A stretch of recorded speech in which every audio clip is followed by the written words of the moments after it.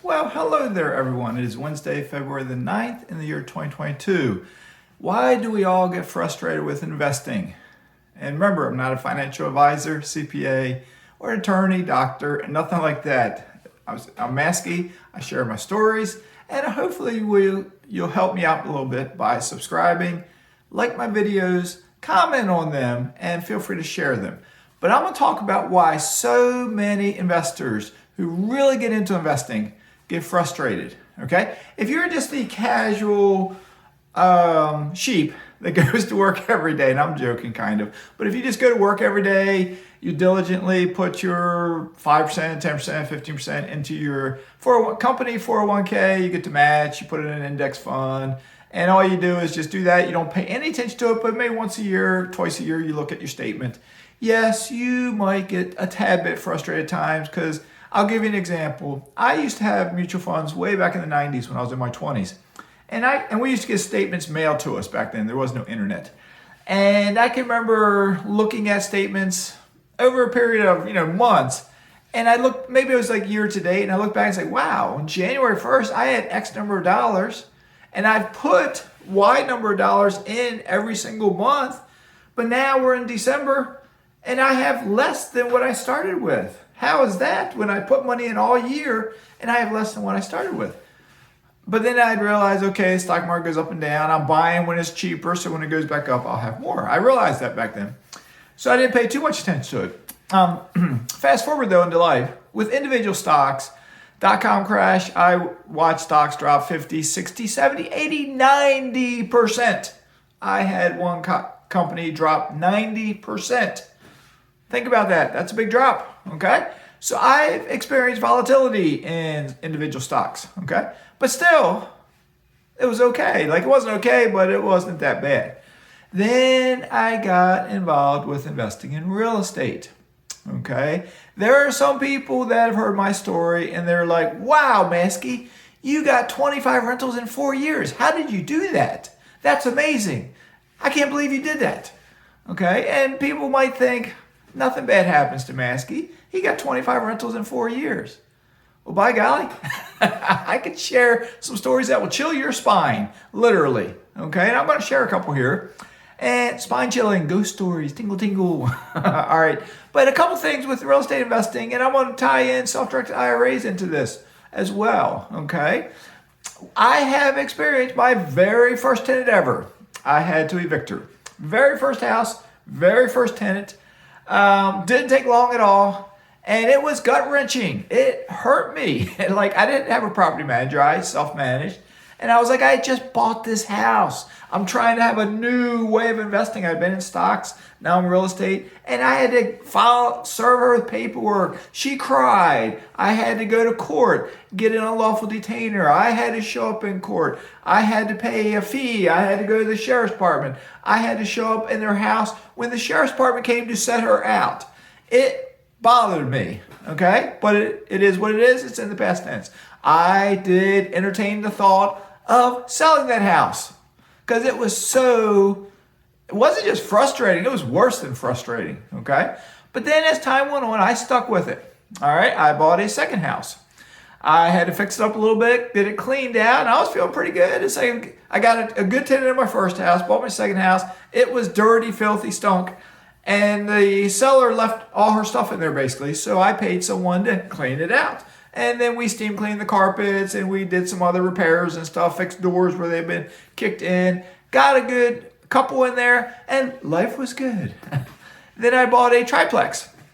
And I knew when I bought this triplex, it was dirty, it was filthy, it was about 20 years old, but it had never been upgraded at all, and literally tiny band-aids have been put on any repairs that have been made. So repairs were minimal. And you can see the damage, like water leaks and just different things.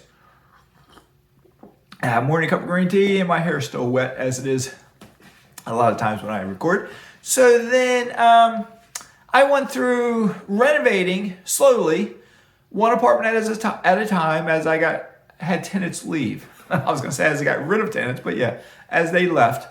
And different things happened. Prior to renovating all the apartments, I had one tenant what was it? Clog up a toilet and overflow it and flood the basement apartment out. That same tenant, when she moved out, just took all her junk, like a pile, like furniture, TVs, set them street side on my property and just left a big pile. And the city didn't want to pick it up, but I got it taken care of when she did move out. But then when I hired contractors, I had one contractor who was a plumber.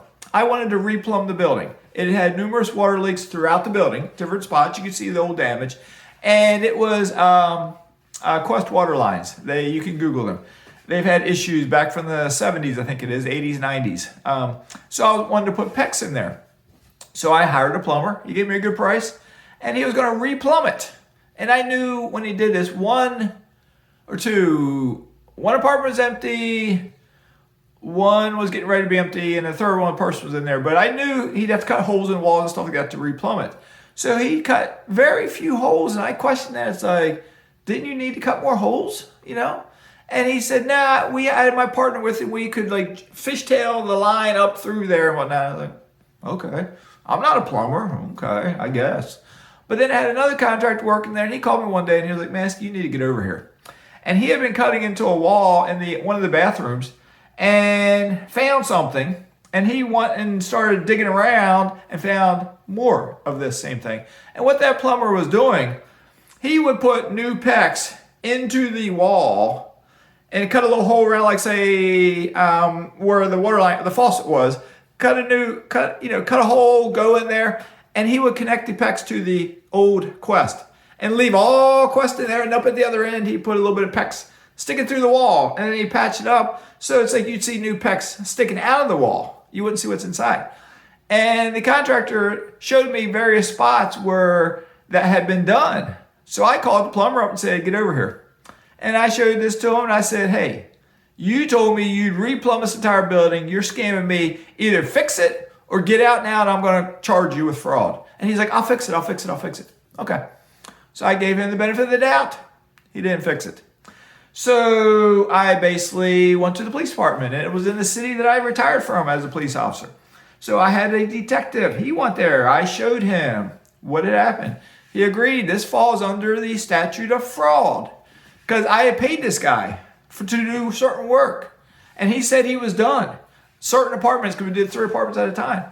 He said he was done, and he wasn't done. So the detective did everything to get the warrants on the guy, and it went to the prosecutor, and the prosecutor said he's not going to prosecute.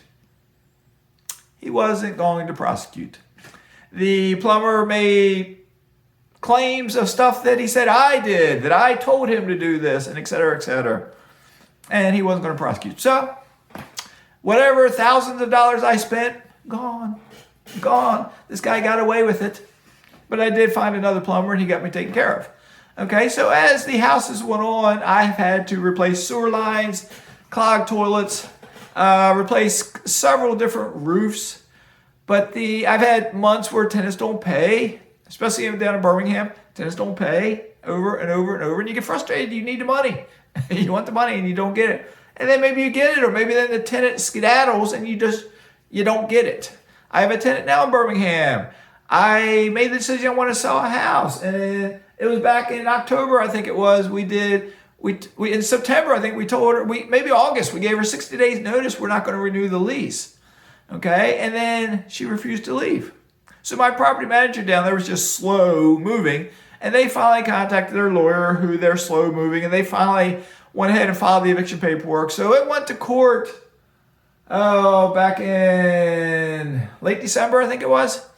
And she was given a date to get out because it was ruled in my favor. It's cut and dry. I was not renewing the lease. She had to get out, but she was still there. So she was given a date, I think it was in January, to be out by, and that date came and went, and she did not get out. And my property manager tells me the next step is to file a writ with the sheriff's department. And the sheriff's department, they're backlogged. Like so many government systems around the country, they're backlogged, and it could take months.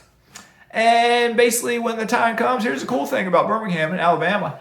When the time comes, they'll call the property manager 24 hours in advance and say, hey, tomorrow we're coming out to the house to set that tenant out. If she's still there, we'll set her out.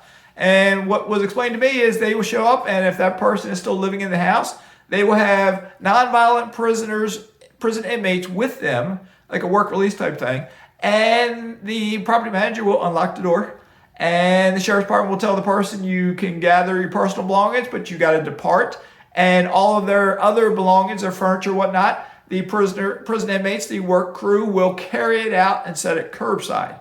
Okay, so I'm curious to go, if that happens, if I can, I'm curious to go there and maybe just watch, because it's like, who is this person? I don't know who this tenant is, but it's like, what in the world are they doing? Why won't they leave? So, but it's on and on and on. But it's worthwhile because the good outweighs the bad. You will get frustrated, but you learn to kind of roll with it. Even this eviction in Birmingham, I'm talking like it bothers me, but it doesn't bother me per se because I'm used to it.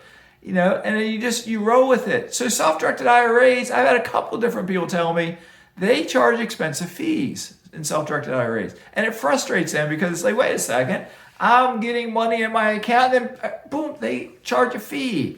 Yes, they do. They have to stay in business. How do they make money? That's how they stay in business, okay? So, but with that being done, in a self-directed IRA, once a year, you have to provide fair market value of whatever the asset is that you own. And say I have real estate and I have mineral rights. With my mineral rights ones, the mineral rights Eckerd Land and Acquisition, they work with the self-directed IRA company and they provide fair market value for the mineral rights acreage that I own. It took a while. It was slow, but they got it in. With my rental properties, I got a real estate agent to run comps, and then I would submit it. And I've had different real estate agents over the past couple years do this for me, and it's always, they do it. They do a good job. And I have a buddy of mine, he did it, and for whatever reason, because I didn't see the comps, I don't know, but for whatever reason, then the custodian didn't accept it. So something was done wrong, and that person was frustrated. And they're still earlier in their real estate journey. They don't quite understand how you just got to roll with it. And yes, a lot of bad things will happen. Because I didn't cover all of the bad things that have happened to me. But you got to suck it up and roll with it. And you got to work. And you got to do your due diligence. And you got to research real estate markets. And you got to learn to run the numbers. And you got to so on and so on and so on. You got to put in the work. If you don't put in the work, you're going to get more frustrated. If you do put in the work, you're going to get frustrated. But if you stick it out, and a lot of people won't, there are a lot of landlords around the country that will not stick it out. There are stock investors around the country who will not stick it out. But if you stick it out, sure, you may lose money at some point, but in the long run, it's going to pay off. And the long run could be as soon as 10 years. So I mentioned this yesterday. You can be financially independent in 10 years, but you have to make that decision. You have to make that conscious decision to take the first step, take the second step, take the third step. I dare say every single working American, if they want to do this, they can. Now, I know this is getting long, but just because you become financially independent does not mean you need to stop working. If you like your job, stick it out. But wouldn't it be nice to have an option? Because for every job that a person has, how many times as the years go on does one day occur when they get laid off? The economy turns, they get fired, a new boss comes in, doesn't like them, whatever. So it's good to have options, okay? All right, that'll be enough for now. It's Wednesday. I was telling my mastermind group I have interviews lined up. If they all work out, and others with me talking Friday, Saturday, Sunday, Monday, and Tuesday. All right, so looking ahead, you never know, one of those days it may not work out, but looking ahead, there should be more interviews coming. All right, 5 different ones coming there over the next few days. All right, so good enough. I got to enjoy the rest of my green tea. I got some other chores to do and whatnot, and so on and so on. So, all right, have a great day. Mazske is signing out.